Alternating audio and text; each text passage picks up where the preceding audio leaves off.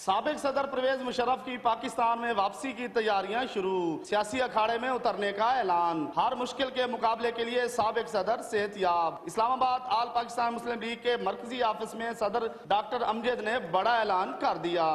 ابھی ان کے وکیل پیش ہو رہے ہیں، جب وہ آئیں گے جس عدالت میں ضرورت ہوگی وہ ضرور جائیں گے۔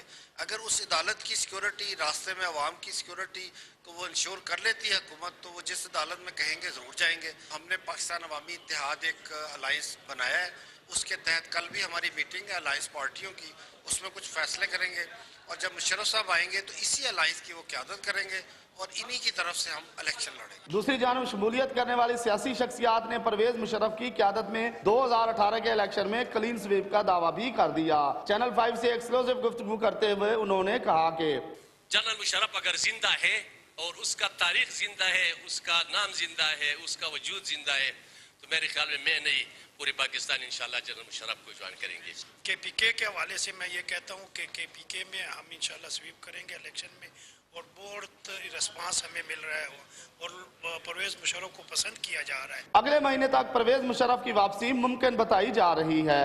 سیاسی قائدین کا کہنا ہے کہ 2018 میں پرویز مشرف کے ساتھ ہم بھرپور طریقے سے الیکشن میں حصہ لیں گے اور کلین سویپ کریں گے۔